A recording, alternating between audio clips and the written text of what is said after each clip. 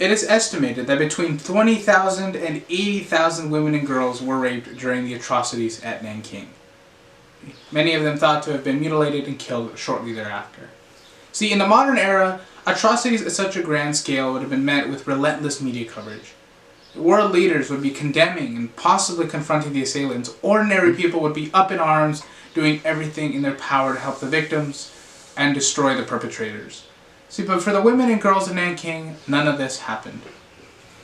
It's been 80 years, and it's as all the images, the videos, the diaries, the victim stories were purposefully silenced. Not even the two countries involved address it. Japan because of its denial, and China because of its pride. Nanking became the scarlet letter, one which both nations wholeheartedly rejected, even to the cost of admittance. Silence leads to erasure.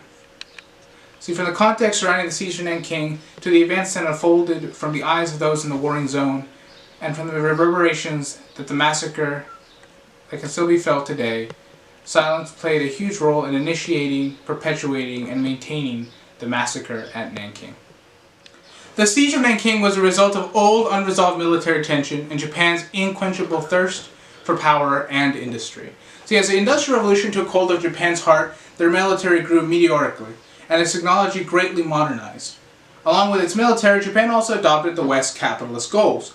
So in an effort to obtain Korean markets, in 1876, Japanese emissaries signed the Treaty of Kanagawa with the Korean kingdom of Joseon, implicitly giving Japan near complete control on trade with the peninsula.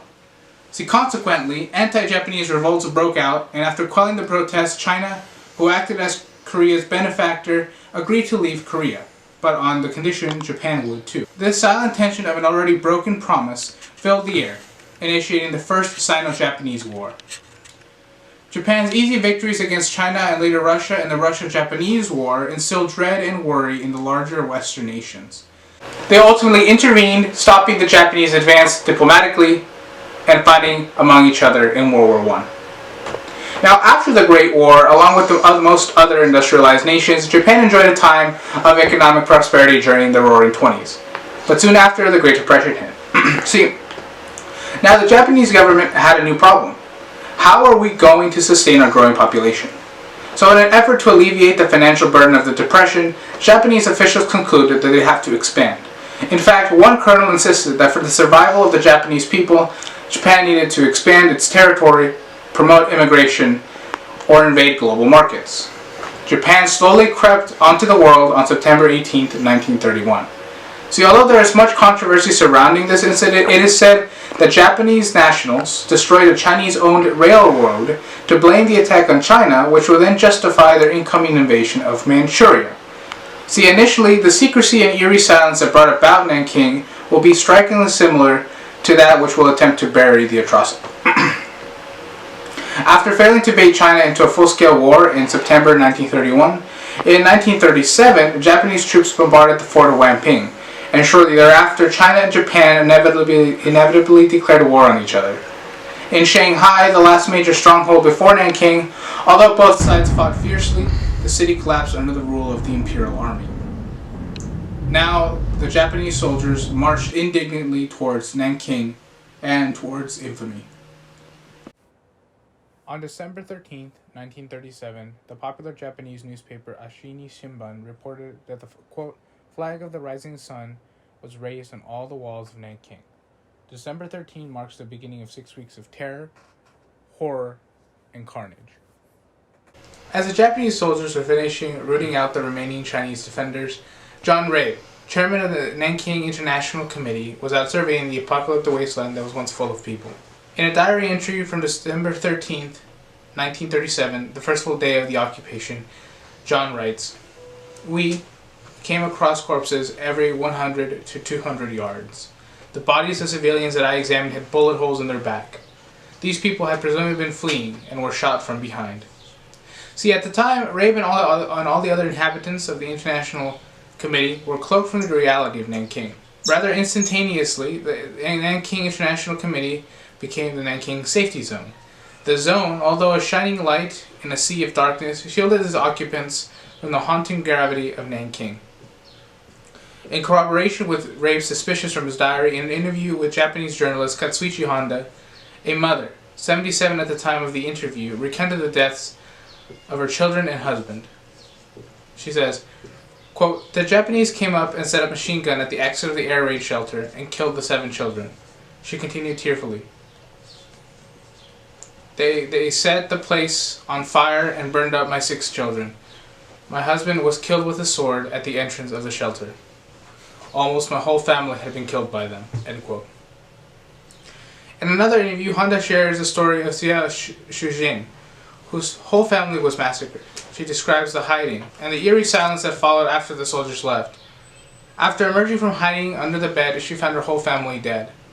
Some members subjugated to multiple stab wounds, and the women, some of whom were younger than 16 years old, were naked from the waist down.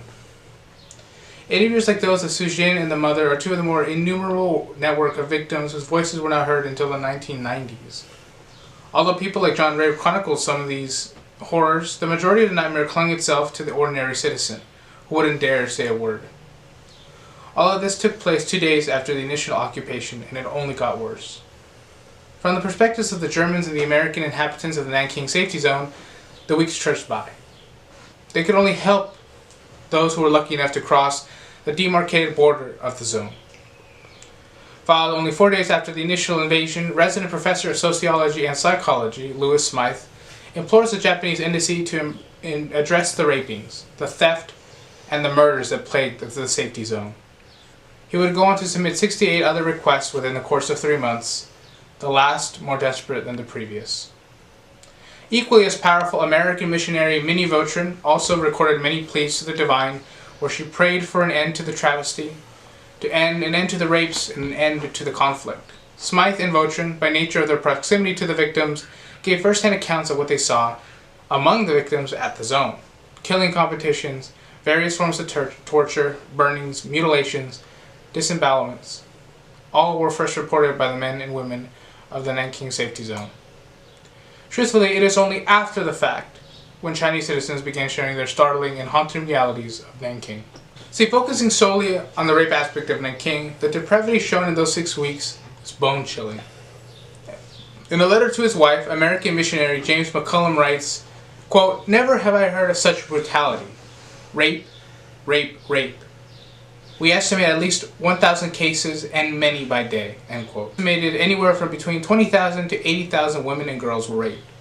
While the sheer number of victims is enough to haunt anyone, what really sets Nanking apart is the unfathomable and casual nature of the rapes. Out of the women and girls that were raped, less than 1% would survive. Most were shot or bayoneted after the soldiers were done defacing them. Elderly women would die from the actions. Those who did survive would commit suicide to avoid the shame and ostracization that would come with such a crime. As I previously addressed, no age was off limits. In fact, young girls, particularly prepubescent ones, were found with sliced vaginas, presumably a sick adaptation. Furthermore, with the raping of a woman came the death of her family. This can be seen in Xie Zhuxin's account. Apart from the actual rapes, one of the most disturbing scenes is from an interview with the survivor who said that as she walked by the naked bodies of women on the road, objects were impaled into their vaginas. This is actually a very well documented occurrence. Women were found with anything from broomsticks to grass clippings. There is even an account that claims a woman was found with a firework. The most chilling fact about these stories is that there may be more than 80,000 people who will never get to speak. Some silenced by the death that was never supposed to be theirs, and some by shame that they were never meant to bear. The killings, the thievery, the rapes, the fearless display of inhumanity continued for 4 more weeks. After the first 8 weeks, Nanking began to phase and to adapt to daily occurrences. It continued, albeit to a much lesser extent, until one fateful day, August 6, 1945. On August 6, 1945, the United States dropped the world's first atomic bomb on Hiroshima, killing thousands instantly. On August 9, 1946, 3 days later, another bomb was dropped, this time on Nagasaki. See, after these 2 attacks, Japan officially and full-heartedly surrendered to the Allied forces. Thereupon surrendering, a tribunal was arranged in Tokyo to take up Chinese grievances and to alleviate the festering worries that had inundated Nanking for so many years. In August 1946, the International Military Tribunal of the Far East, began his inquiry into the atrocities of Nanking and of those all over Asia, ultimately beginning with low-level criminals. Now, according to Iris Chang, there was more than 1,000 testimonies ranging from arson to rape to murder to theft. Moreover, it was only Chinese victims who testified. There was photographic evidence, newspaper articles, American films, and most relevantly, the diaries of the foreigners at the Nanking safety zone. For example, in this photo, after doing some research, very little is known about the photo, and even less about the women in the image. Some say it might have been women in the safety zone, as indicated by the English lettering in the background. Others believe that this was taken as some sort of makeshift harem in the outskirts of Nanking. Sadly, the only thing that we do know is that the photo was submitted anonymously into the tribunal proceedings. And that, unfortunately, is where its story ends. It was here when the world discovered just how little everyone knew about the actions that unfolded in Nanking. Although there was a myriad of formats at which the evidence was displayed, there were still some people who criticized the overwhelming and supposedly undeserved hatred towards Japan. According to author Masahiro Yamamoto in his book Nanking, he argues that while there is no denying the occurrence of rapes, killings, and disgrace, the Chinese government purposefully skewed data and numbers to present the Chinese in a more negative light. It is in the trials of Tokyo that we see the emergence of the encroaching silence of Nanking. After some cruel twists of fate, the atrocities of Nanking faded into the history books rather quickly. See, the war in Korea started and thousands of soldiers and civilians died.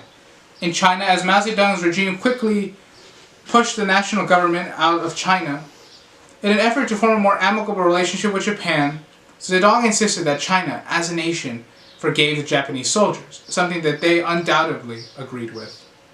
See, in Japan, as the world was engulfed in other international affairs, many people, including scholars and other prominent figures, slated the massacre and the rape as a Chinese necessity of war and as a farce, downright rejecting its existence, citing anti-Japanese rhetoric.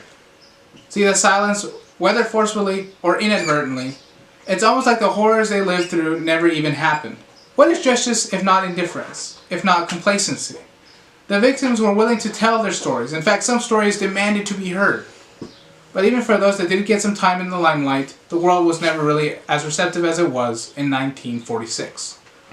The silence propagated complacency.